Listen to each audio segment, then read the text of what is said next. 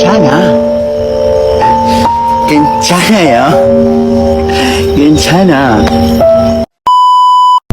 파란 핑크빛 계속해 영접비가 되는 척기 빙빙 가지런히 우리 얘기를 받아쓰겠지 I'll make you say my name 어떻게 안 그래 I love the way you move the chase.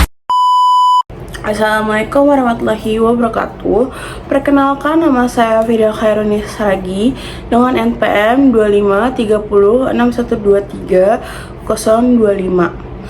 Sebelumnya, saya dari Program Studi Hubungan Internasional ingin mempresentasikan materi dari mata kuliah Ilmu Politik dari bab 9 sampai bab 15. Yang pertama itu ada Badan Legislatif.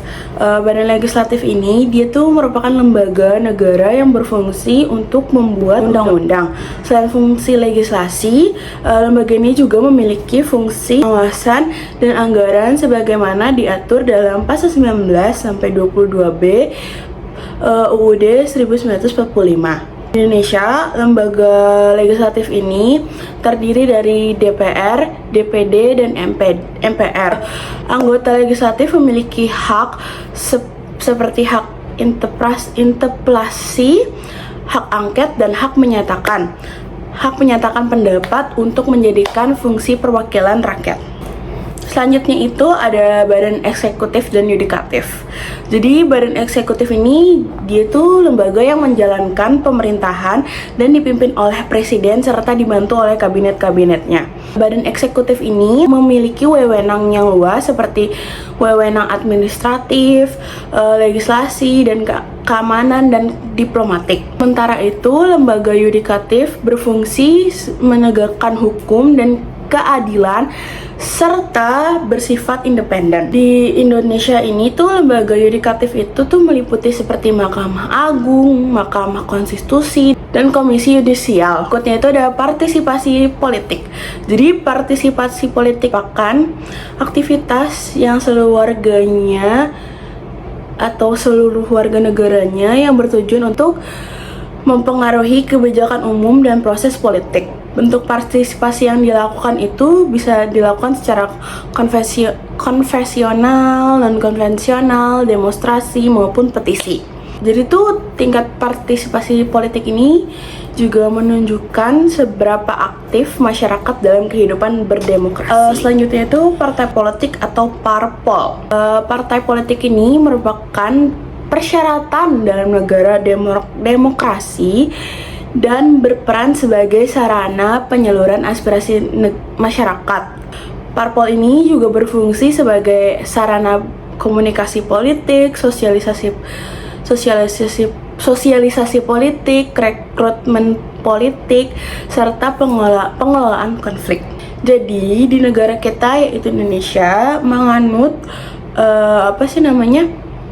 sistem multipartai sehingga kerjasama atau koalisi antar partai sering terjadi. Kemudian ada pemilihan umum atau pemilu. Jadi pemilu ini merupakan ciri yang penting bagi negara demokrasi dan sering dijadikan indikator tingkat demokrasi oleh suatu negara. Jadi pemilu ini juga berfungsi untuk memilih pemimpin dan wakil rakyat secara sah. Sistem pemilu yang dilakukan seperti sistem distrik dan sistem proporsional masing-masing memiliki kelebihan dan kelemahan.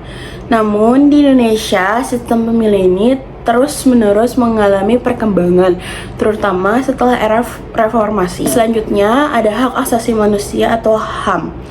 HAM ini ada dasarnya adalah hak dasar yang melekat pada setiap manusia sejak lahir sehingga anugerah Tuhan dan bersifat universal. HAM juga wajib dihormati, dilindungi, dan dijunjung tinggi oleh negara. Perkembangan HAM dapat dilihat dari perkembangan sejarah. Sejarah mulai dari Magna Carta,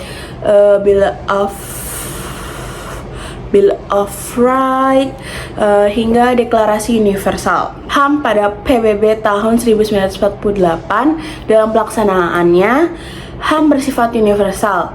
akan tetapi tetap memiliki batasan agar tidak melanggar hak orang lain.